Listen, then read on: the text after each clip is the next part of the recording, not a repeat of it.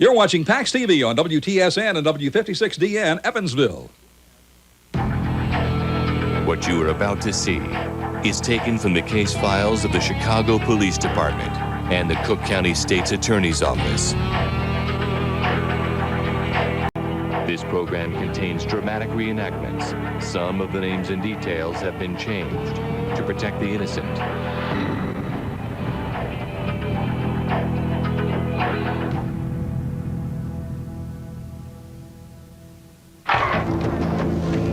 What's this? I don't know. Probably just a wino. Whose turn is it this time? It's mine, isn't it? Yep.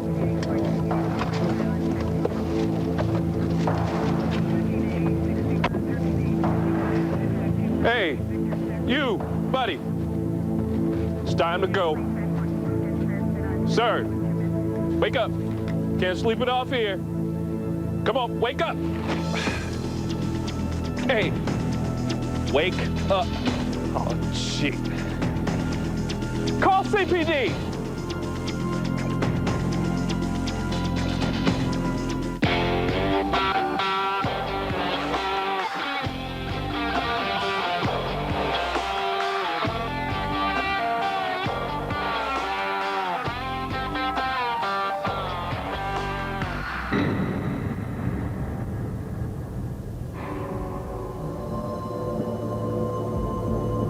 At first, the death of an unidentified man found in a Chicago alley appeared to be a routine drug-related murder. But as homicide detectives looked deeper into the case, they would uncover a conspiracy that spanned 2 continents.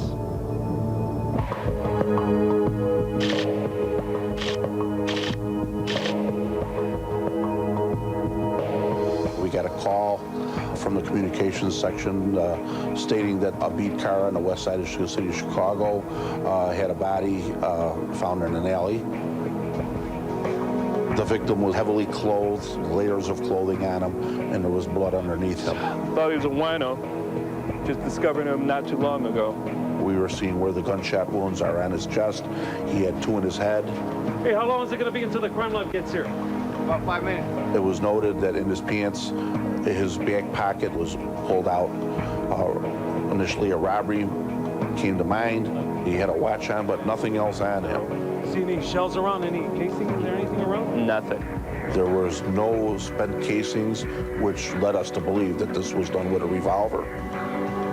Other than that, no other evidence was found.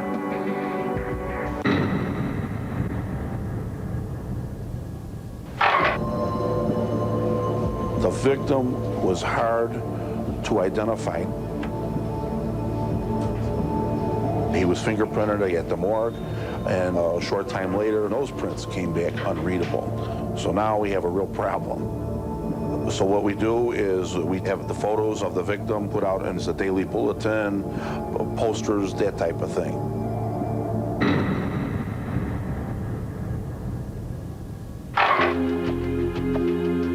On the 20th of January, Mr. Bertio makes out a missing case report. You file a missing persons report. Okay. What's the missing person's name? His last name is Pandy, P-A-N-D-E. First name is Ash, A-S-H. And what's your relation to the missing? I'm his godfather. Mr. Bertio told us Mr. Pandy came from India here basically to educate himself. Okay, and the last time the missing was seen? Last time I saw him was January 8th. A short time thereafter, the sergeant in the Missing Persons Bureau put 1 and 1 together and came up with 2. And it just so happened that this godfather figure lived right behind police headquarters. So the sergeant went around the corner, out the back, and into this building and looked for this man and asked him if he recognized this as the person he reported missing. Mr. Bertolo, I was looking through the daily bulletin here, and I came across this picture of a man that was shot on the west side. I was wondering if you could take a look at it and see if it's your friend. Is this him? That's Ash.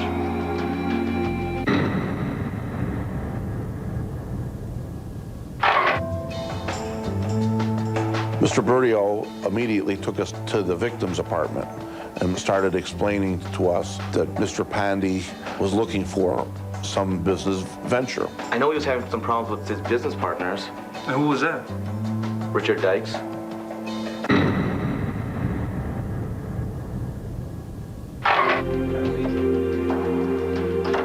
Richard Dykes published children's books. He was looking for some capital. Mr. Pandy thought this might be a good idea to get involved with this man and that they could make a fortune in this venture. So you and Ash were business partners? Yeah, we were actually friends, you know, and then we became business partners. What happened? I don't know what happened. Ash just became real unreliable. Ash Pandy was the administrator, the person who wrote the checks, the keeper of the till, so to speak. He was my paymaster. What's a paymaster? He's the guy who takes care of payroll, you know, and people got to get paid. Contracts got to be met. My initial impression of him was that he had an answer immediately for everything, that he was prepared to meet us. Whenever we had a question for him, he came right back with an answer, like it was pre-planned. Is this your personal computer or your business computer? Companies. We had that taken from Ash's apartment. Mind if I take a quick look at it? Sure. Thanks. Some of these records basically were at addresses and people that Mr. Dykes said were subcontractors, and Anthony Spencer's name came up on some checks. Dykes wrote him a check for X amount of dollars and then double endorsed it, which again set off some bells.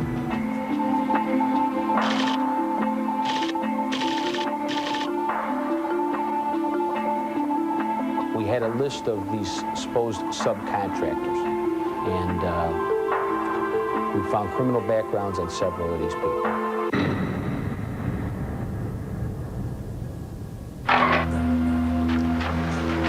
Ash Pandy's personal visa came up missing, and on the night Mr. Pandy was found in the alley dead, we had receipts of an ATM withdrawal for $500 about 3 hours before he was found, and another $500 right at about the time he was found. 16 hours. We went to the bank that handled the ATM and spoke to their security officer, who provided us with a sequential photo with time stamping of the person who made the withdrawal at the ATM involved.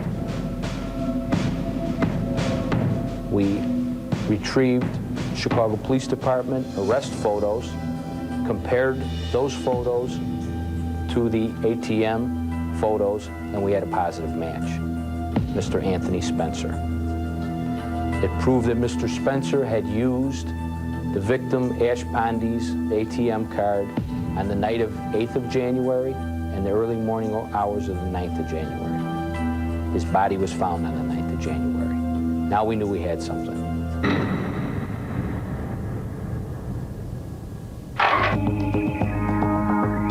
Mr. Dykes told us that Mr. Soto was an artist for the company, and we wanted to interview him because of that fact, and he lived across from the ATM that was used the night of the murder.